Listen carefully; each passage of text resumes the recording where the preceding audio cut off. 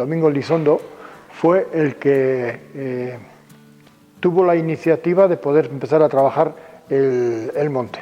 Él estuvo en América, hizo dinero, vino aquí con esas ideas. Infraestructuras no había ninguna, tiene que ser todo a lo bruto.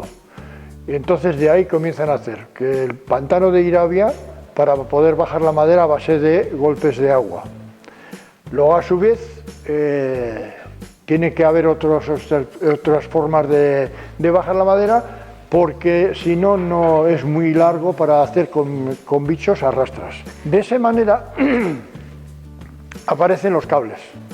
Aparecen los cables, que esto es una copia de uno que ha habido aquí muy famoso en la parte de en Iparralde, en Francia. El cable pudo empezar aquí alrededor del 30, el 28, el 30, hasta el 57, 58.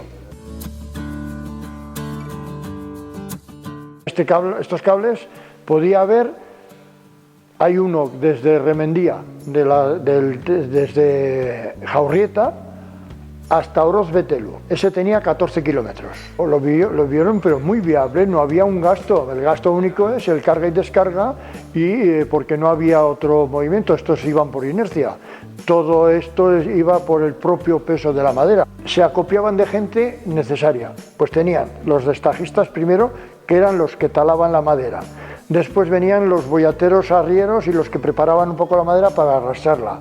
Previa a todo eso, los primeros venían a hacer los caminos, los idóneos por donde tenía que recogerse la madera hasta llegar o bien al río o bien a los cables. Pues aquí, a la hora de montar el cable, podían haber, pues en momentos puntuales, podían haber hasta igual 50 o 100 personas. Normalmente, la época de trabajo de monte era que venían los primeros en marzo a hacer caminos y subociones y preparar el monte. A principios de abril o por ahí ya comenzaba el trabajo ya en serie. Ya estaba el talar, los árboles, luego los arrastres y todo ya venía en función hasta normalmente noviembre, porque ya empezaban a hacer los deshielos, había ya más tormentas, el tiempo acumulaba más agua, y entonces normalmente solía empezar a últimos de noviembre, 1 de diciembre, solían empezar ahí a hacer las bajadas de los ríos. La bajada de la madera. Con esa fuerza, todo lo que cogía por el río, todo lo que fuera madera, se la bajaba hasta Oiz. En Aoiz ya tenían hechas una especie de redes, porque allí ya es bastante manso. Luego el río, con el tiempo, se va estirando, la pantanada no es tan golpe como el primero, y entonces allí lo que hacían, el agua se iba por su cauce normal, pero a la madera, poco a poco, por la presión, iba yendo a una piscina donde allí quedaba hasta que la elaboraban. El río era muy peligroso porque no sabes, una madera sola, tú puedes calcularle lo que te puede hacer. De hecho, ha habido muchos accidentes, pero es imprevisible lo que está en el agua. Por ejemplo, en Oroz también solía haber problemas.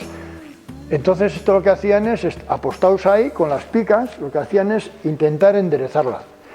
Y una vez que no se ha enderezado, que no se ha podido enderezar porque venía sujeta por los demás maderos, ¿qué pasa?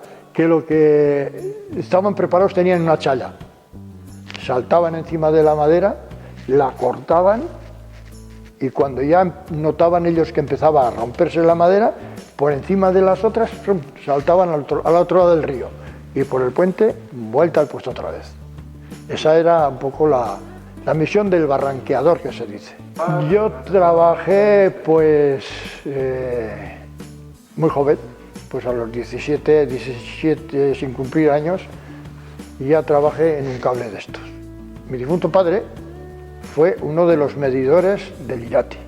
Ese es el que hacía, una vez que habían talado, como decíamos antes, la madera, es el que hacía la selección y cubicaje de la madera.